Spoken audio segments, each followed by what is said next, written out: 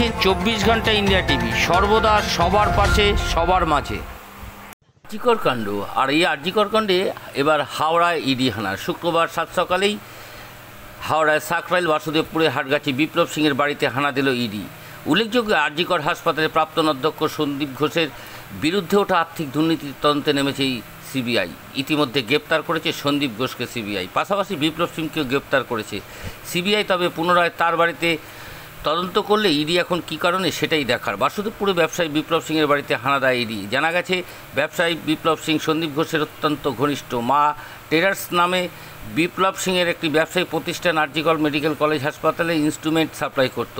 RG Kar medical কলেজে instrument সাপ্লাইয়ের ক্ষেত্রে দুর্নীতি ধরা পড়ে এবং তদন্ত নামে ইডি। পাশাপাশি সাকরাইল এবং কৌশিক কলের বাড়িতে হানা দিলেন ইডি। প্রাথমিকভাবে জানা যায় বিপ্লব সিংয়ের সঙ্গে একটা সম্পর্ক রয়েছে, মা তারা ট্রেডার্সের সঙ্গে যুক্ত, তাই তার বাড়িতে আজ ইডি হানা। 24 ঘন্টা ইন্ডিয়া টিভির প্রতিনিধির বিশেষ প্রতিবেদন।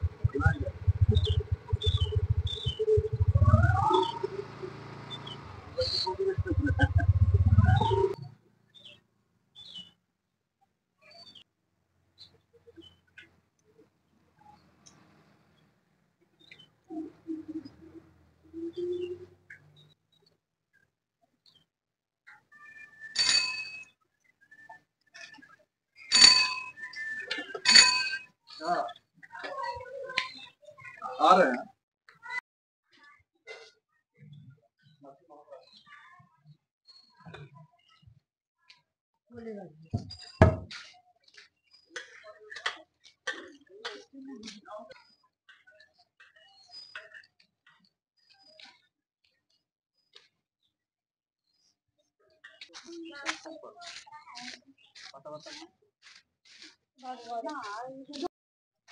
আমাদের সঙ্গে সেরকম আগে বন্ধুত্ব, মানে আগেও আমাদের সাথে কথা ছিল, এখন আর নেই।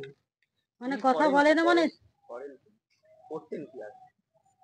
ঠিক জানি না। প্যান কার্ডের কথাটা জানি, প্যান কার্ড করতো, তারপরে ইনকাম ট্যাক্সের কোনো কাজ করতো।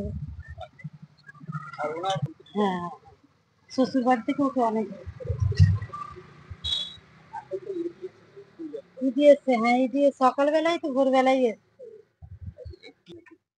না না, আমি এটা সত্যিকারে বলতে পারবো না, কেন যেটা আমি জানি না কি করে বলবো। আজকে তো সকালে কি দেখলেন? ও জিজ্ঞাসাবাদ করছে। ও তো প্রথম তো ঘরে নাকি গেটে খোলেনি, তারপর তো জিজ্ঞেস করছে ঢুকে গেছে। কটার আমি সময় এসেছে আনুমানিক?